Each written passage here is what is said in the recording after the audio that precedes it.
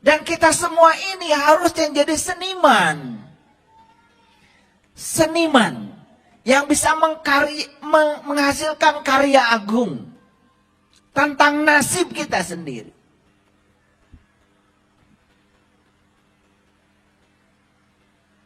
Aduh sayang ya, baru usia 60 dengar ini.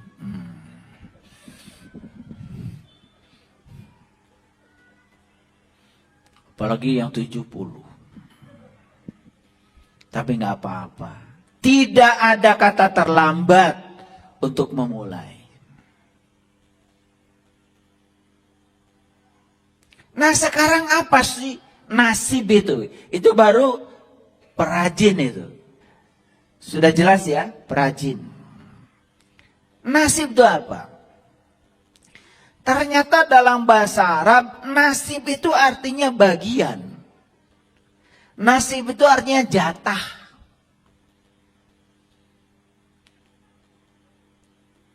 Nah kalau nasib itu jatah, siapa yang membuat jatah itu?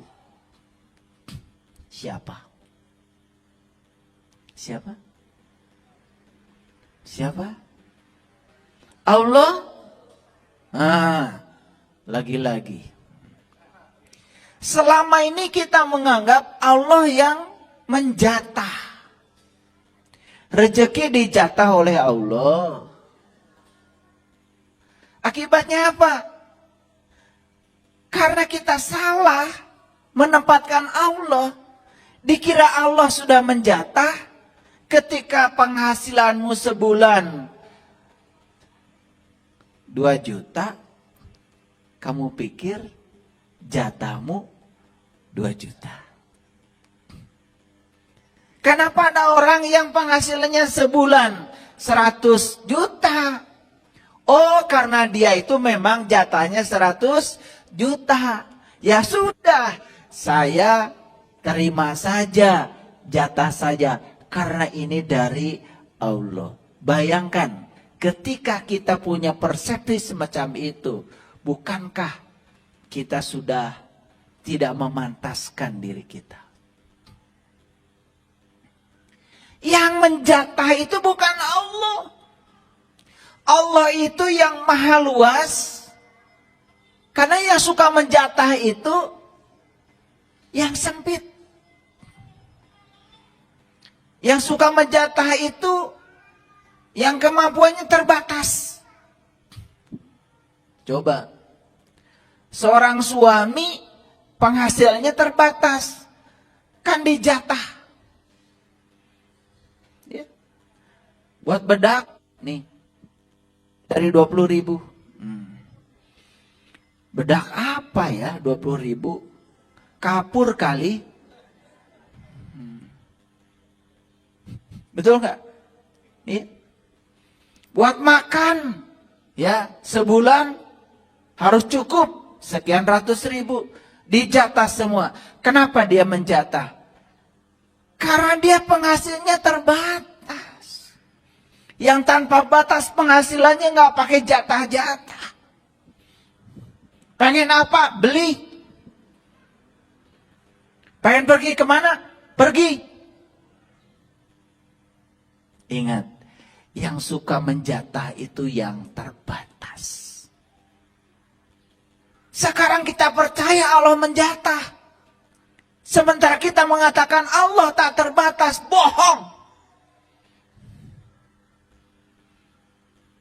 Bagaimana dia yang maha kaya menjatah?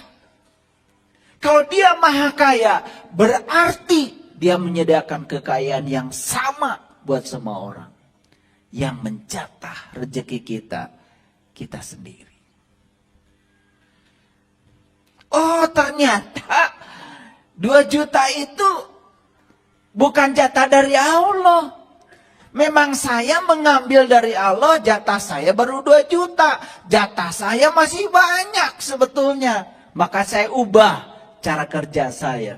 Ubah cara pikir saya. Ubah perasaan saya. Maka mengubah nasib sebetulnya mengubah pikiran dan perasaan. Apalagi kalau saya bicara pada aspek energi. Wah, semua menakjubkan hidup itu. Saya baru turun aja dari mobil barusan. Sudah ada yang kasih oleh-oleh. Baru turun. Gratis bukan? Makanya kunci nggak pernah saya bawa. Titipkan di sana. Kenapa kunci saya titipkan? Karena saya pikirannya positif.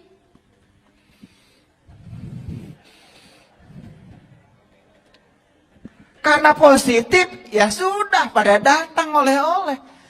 Ya, makanya sampai rumah tahu-tahu mobil penuh aja.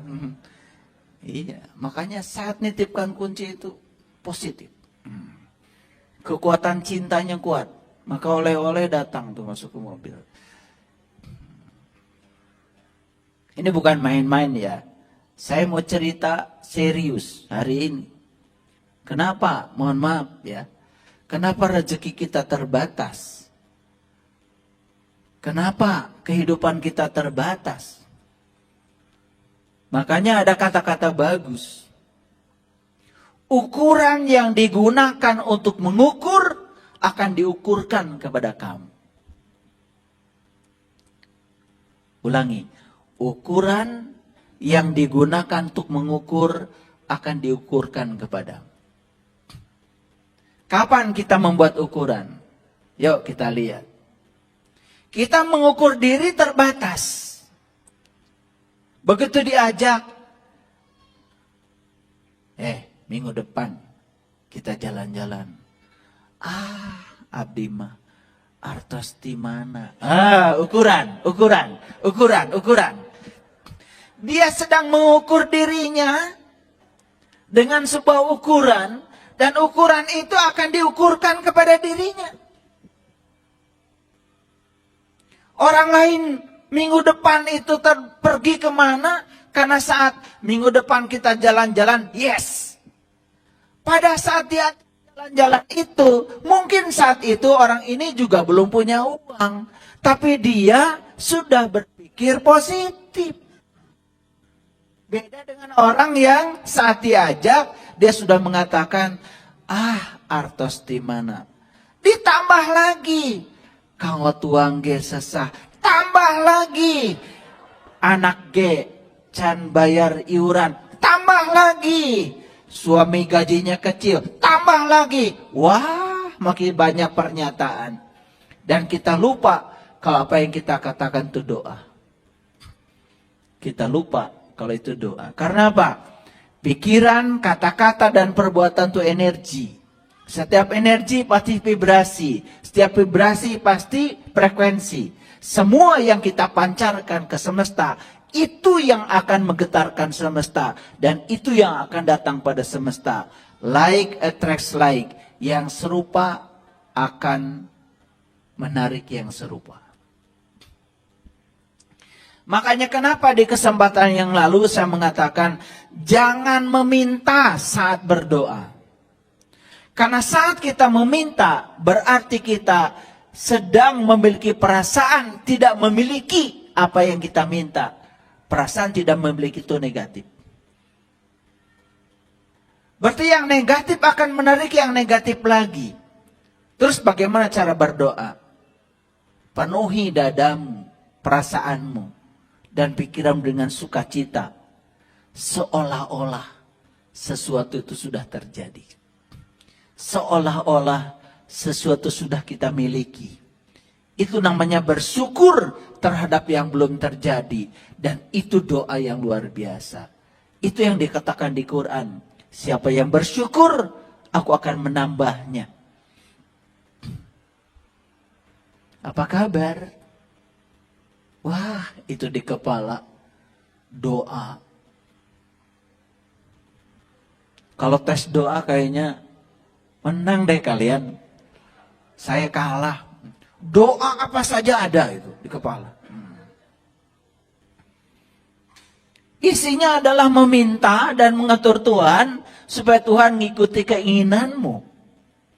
Kata Tuhan, bingung kata Tuhan, yang hamba siapa?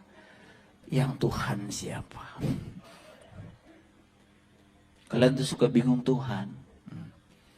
Katanya yang hamba kamu, yang Tuhan aku. Tapi aku disuruh menghambakan diri kepada kamu, kepada keinginan-keinginanmu. Makanya Tuhan suka bingung.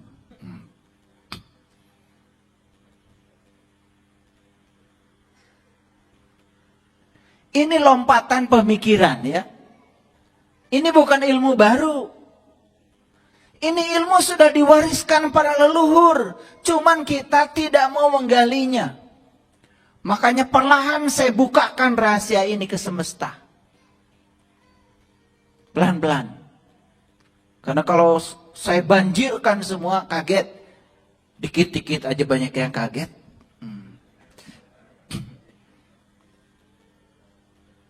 Ini saya sudah tidak tahan sebetulnya di sini.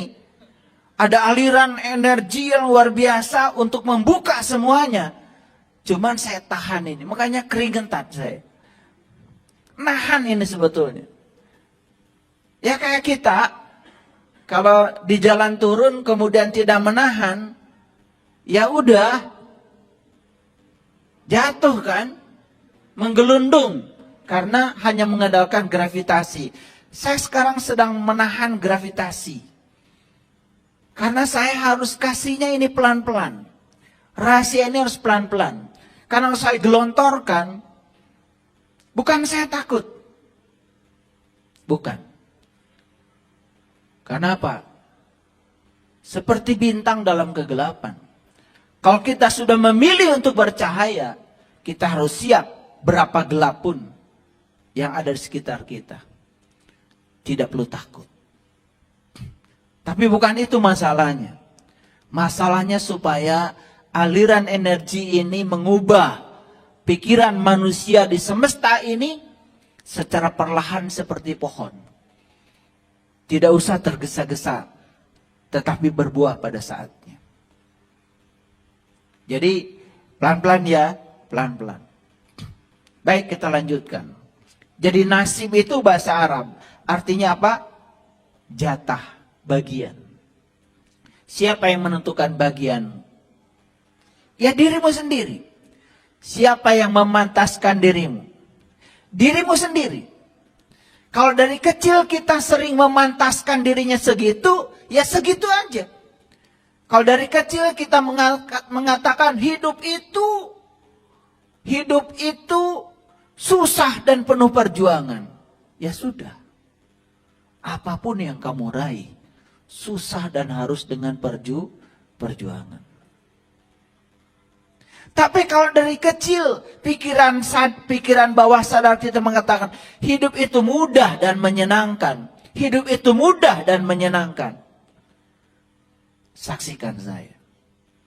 Semuanya menjadi mudah dan benar-benar menyenangkan. Makanya ukuran yang digunakan untuk mengukur akan diukurkan kepadamu. Silahkan.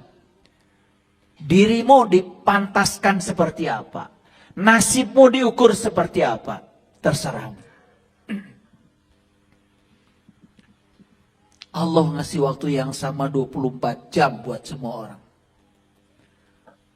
Allah ngasih tangan yang sama 2 pada semua orang. Allah ngasih kaki yang sama 2 untuk semua orang. Allah ngasih jari-jari yang sama 10 buat semua orang. Allah ngasih panca indera yang sama buat semua orang. Tidak ada yang dilebihkan. Itu artinya pesan semestanya. Allah itu begitu luar biasa. Membuka kesempatan yang sama buat semua orang. Kita sama-sama bisa mencapai kebahagiaan. Kita sama-sama bisa mencapai keberlimpahan. Harusnya begitu. Yuk kita buang. Ya. Pikiran yang mengatakan yang menjatah adalah Allah. Memang Allah juga ada ikut campur di situ. Karena dia adalah sang keberadaan. Dia adalah sang kehadiran. Tapi Allah menentukan sesuatu sesuai dengan ukuranmu. Jadi apa bedanya orang yang berkelimpahan dengan orang yang tidak berkelimpahan? Hanya beda menciptakan ukuran. Yang satu tidak percaya kalau dirinya akan berkelimpahan. Yang satu percaya kalau dirinya akan berkelimpahan. Itu aja bedanya. Itu bedanya. Nanti saya bahas. Ini baru membahas judul. Nah, ada yang namanya takdir. Takdir berasal dari bahasa Arab juga. Ternyata takdir itu menentukan ukuran. Takdir itu menentukan ukuran. Nah, siapa yang menentukan takdir? Siapa yang menentukan ukuran? Ternyata diri kita juga. Selama ini pikiran kita yang membatasi. Coba buka batasnya. Buka batasnya. Kita akan terkejut. Ternyata hidup ini tanpa batas. Saya sudah jelaskan di kajian saya sebelumnya. Kalau kebahagiaan itu tanpa batas. Tapi yang hebatnya, penderitaan itu ada batasnya. Makanya kalau orang menderita, akan ada titik nadir penderitaan yang dia capai. Dan di titik nadir itu malah justru dia akan mengalami kebangkitan dari penderitaannya. Makanya semua orang sukses karena pernah mengalami titik nadir penderitaan. Semua orang yang tercerahkan karena dia pernah mengalami titik nadir kegelisahan dalam hidupnya.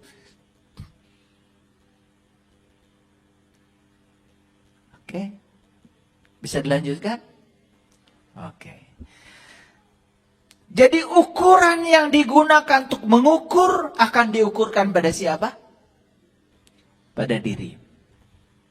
Terserah. Terserah kita.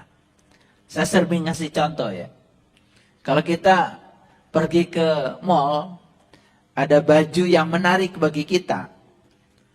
Dan baju itu kayaknya cocok dipakai oleh kita. Tapi respon kita terhadap baju itu negatif. Biasanya begitu lihat baju, yang dicari oleh kalian apa? Yang ngegantung itu, yang ngegantung. Itu sudah tanda-tanda orang tidak akan kebeli baju itu. Begitu lihat yang ngegantung itu, wah, mahal. Perampokan ini. Respon dia terhadap baju itu, mahal, perampokan, saya jamin. Dia tidak punya kesempatan pakai baju bagus. Beda dengan orang. Tidak lihat, wah itu baju, keren.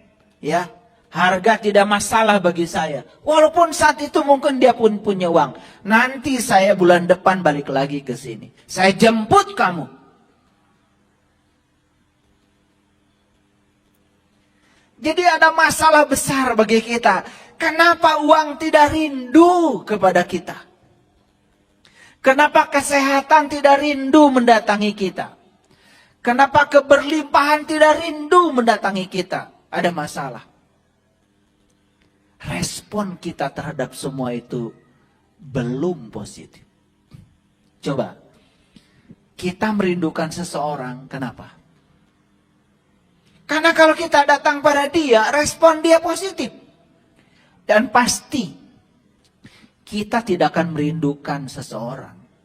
Karena kita tahu, kalau kita datang pada dia, respon dia selalu negatif. Baru nelpon mau datang aja, sudah cari alasan supaya kita tidak datang.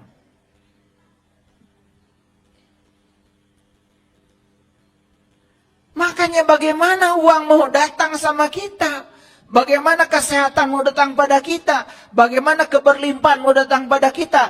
Bagaimana kebahagiaan mau datang pada kita? Mereka semua tidak rindu kepada kita.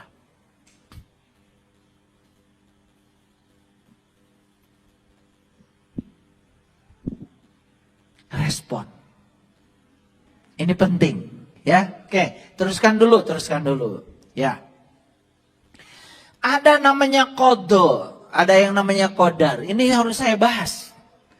Karena banyak yang sering mendengar tapi nggak ngerti. Nah, qada itu sebetulnya adalah ketetapan atau sering disebut dengan data. Pertanyaan, siapa yang menetapkan? Kita sendiri. Qadar itu adalah perwujudan dari qada. Nah, sering juga qadar itu disebut takdir. Makanya supaya gampang memahaminya, sebetulnya qada itu rencana. Sedangkan qadar itu adalah perwujudan dari rencana.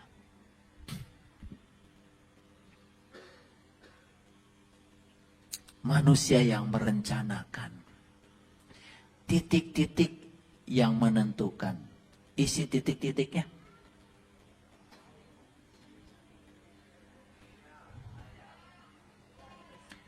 Iya, titik-titiknya saldo.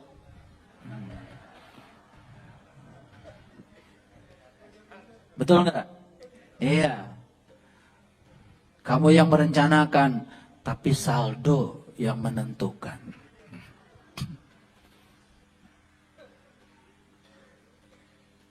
Nah, kita mau punya saldo berapa? Siapa yang menentukan? Ya diri kita sendiri. Siapa yang memantaskan? Terus Allah di mana? Allah sang kehadiran, Allah sang beradan sedang menunggu respon yang kamu berikan pada Allah. Itu yang disebut dengan alhamdulillahi rabbil alamin. Gak ngerti. Kebanyakan kita baca itu. Kelewat terus maknanya. Segala puji milik Allah. Dia adalah sang keberadaan. Dia sang kehadiran di semesta ini. Keberadaannya, kehadirannya sudah cukup membuat segala sesuatu terjadi.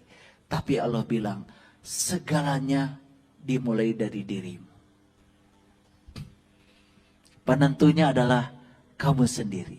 Kreator kehidupan kamu sendiri. Aku hanya menunggu respon darimu. Itulah yang disebut dengan Rabb al-Alamin. Itu yang disebut dengan kehadiran sang keberadaan. Bayangkan ya. Penempatan kita selama ini mengatakan bahwa ini yang menjatah Allah. Yang ngasih penyakit Allah. Yang menentukan umur Allah. Betul, Allah menentukan, tapi Dia hanya sang keberadaan di baliknya. Kalau kamu makan sehat, sang keberadaan ya tentu saja akan bekerja. Betul? Sel-selnya sehat, jantungnya sehat, parunya sehat, ya pasti tubuhnya jadi layak untuk disinggahi oleh jiwa lebih lama. Makannya sembrono, pikirannya sembrono, jiwanya sembrono, tubuh fisiknya ambruk. Kalau sudah ambruk, ya sudah. Sang jiwa mengatakan, ini kendaraan tidak layak lagi untuk ditumpangi. Ya jiwanya keluar. Begitu aja kok. Kapan keluarnya? Ya tentu saja tergantung dari cara kita memelihara tubuh kita. Clear sampai sini? Sudah mulai terbayang? Karena perubahan cara berpikir ini akan mengubah nasib kita. Ini akan dahsyat mengubah kita. Percaya sama saya. Tapi kalau ini tidak diubah, program ini tidak diubah, ya sudah, seperti itu. Kita hanya bergelimang dalam kesulitan demi kesulitan. Makanya orang bijak mengatakan, sekali kamu memikirkan yang negatif dan merasakannya, kamu membuat satu jeruji. Sekali lagi kamu memikirkan dan merasakan yang negatif, membuat jeruji yang kedua. Terus menerus membuat jeruji yang ketiga, jeruji yang keempat, terus. Akibatnya apa? Kita terperangkap dalam sangkar yang dibangun oleh jeruji kita sendiri. Jadi ingin terbang bebas sekarang? Tugas kita sekarang adalah patahkan semua jeruji yang pernah kita bangun. Di mana itu? Di alam bawah sadar. Program yang itu harus dirubah. Programnya harus diberantas itu. Jadi saya coba menggunakan penjelasan ini dengan penjelasan saintifik. Supaya apa? Supaya gampang dimengerti. Karena agama itu akal. Makanya agama harus masuk akal. Oke, sudah mengerti sekarang qada dan qadar? Jadi qada dan qadar itu seperti sebab dan akibat. Sesederhana itu. Jadi setiap sebab yang baik pasti akan memunculkan akibat yang baik. Sebab yang buruk akan mengakibatkan akibat yang buruk. Tidak pernah salah. Karena alam semesta tidak pernah salah. Tidak mungkin sebab buruk menciptakan akibat yang baik. Jangan mimpi. Karena alam semesta tidak pernah salah. Jadi kalau begitu sekarang kita bercermin. Kenapa ya? Kok hidup saya banyak buruknya daripada baiknya? Yang kita terima saat ini adalah akibat dari sebab yang kita buat sendiri. Jadi semua yang sedang terjadi dalam kehidupan kita saat ini hanya sedang mengingatkan apa yang pernah kita tanam. Itu yang disebut dengan tanggung jawab. Tanggung jawab. Kita di semesta ini sedang diajarkan bertanggung jawab atas semua pilihan kita sendiri. Hadirin, saya ingin mengajarkan satu. Coba sekarang latihan belajar mengambil risiko yang tidak biasa. Kalau ingin hidupnya luar biasa. Kalau kita hanya ingin mengambil risiko-risiko yang biasa, ya sudah hidup kita akan biasa-biasa saja. Keberanian untuk mengambil risiko yang tidak biasa, itu yang akan mengantarkan kita memperoleh hidup yang luar biasa. Coba saya kasih contoh supaya jelas. Ada orang sudah menghina kita, menyakiti kita, menipu kita. Sementara kita harus baik sama dia.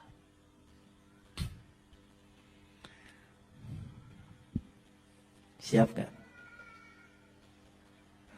Siap atau tidak? Ya, katanya ingin jadi orang luar biasa. Tapi caranya ingin biasa. Yang biasa itu, kalau ada orang baik sama kita, kita baik juga sama dia. Itu biasa. Itu yang disebut dengan tukar menukar kebaikan. Dan belum tentu kita orang baik. Yang jelas orang baik itu diperlakukan apa saja oleh orang lain, dia tetap baik. Itu orang baik. Berdasarkan penjelasan saya ini, sekarang kita nilai apakah saya ini orang baik atau orang yang belum tentu baik.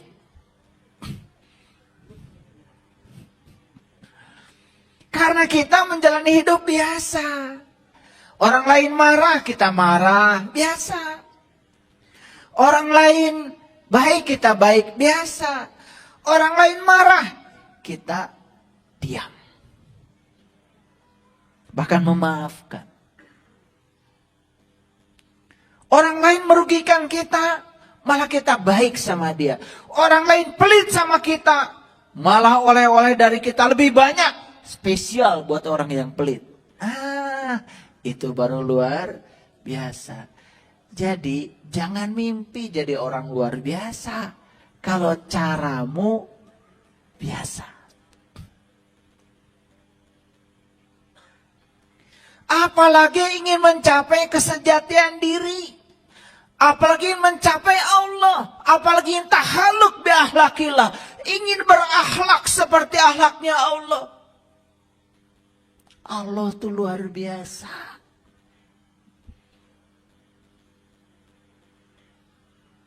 Dia maha segalanya. Saking maha segalanya, maka dia tidak tersentuh sama sekali. Jangan percaya kalau orang menjelaskan, katanya Allah itu dendaman. Kalau kita tidak baik sama dia, maka kita akan dikutuk, begitu? Yang suka mengutuk itu kan kamu. Kita itu kadang-kadang kalau bicara itu berlawanan. Di satu sisi mengatakan dia maha, tapi di sisi lain sering menjustifikasi seakan-akan kemahaannya itu tidak ada. Paham sampai sini? Judulnya udah selesai ya? Nah, baru judul. Jadi kalau begitu kita simpulkan dulu, menjadi perajin bagi nasib sendiri berarti kita secara terus-menerus belajar menggunakan keterampilan dan bakat yang Allah berikan pada kita untuk mengukir nasib kita sendiri. Jadi lukisannya berharga berapa? Terserah kita. Lukisannya mau bernilai berapa? Terserah kita. Kita penentunya. Kita perencananya. Qadha. Kita pun akan melihat perwujudan dari qadha itu. Qadar. Jadi sebetulnya semuanya tergantung kepada diri kita sendiri. Nah, nanti takut tidak percaya, nanti pakai ayat.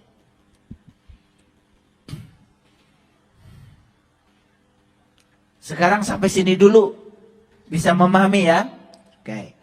Sedikit renungan. Jadi kalau begitu sekarang ini posisi kita apa? Posisi kita adalah ingin mengubah nasib, bukan? Oke. Setiap perubahan, bahkan perubahan menjadi lebih baik, pasti akan disertai dengan kekurangan dan ketidaknyamanan.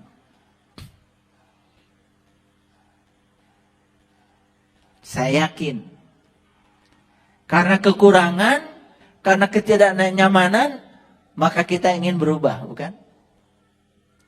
Selalu titik awal perubahan itu adalah kekurangan atau ketidaknyamanan. Pasti itu. Gak apa-apa. Berarti kekurangan, ketidaknyamanan tidak buruk. Karena itu adalah yang akan mengantarkan kita.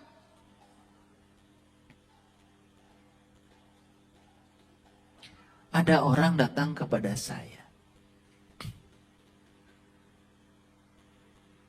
minta diterapi karena sulit tidur.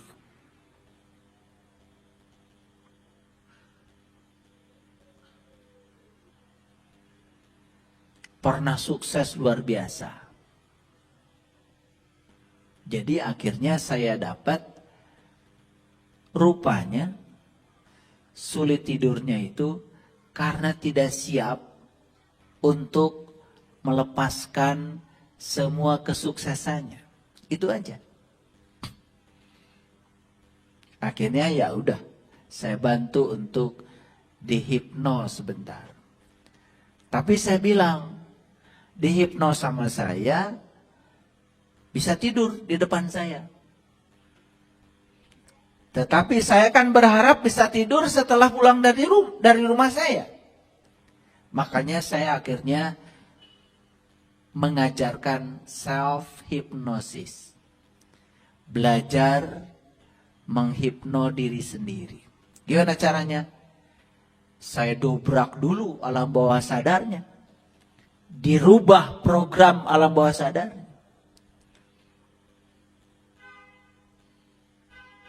Karena kalau itu tidak, bisa tidur di hadapan saya sejam, tapi pulang dari rumah nggak tidur lagi.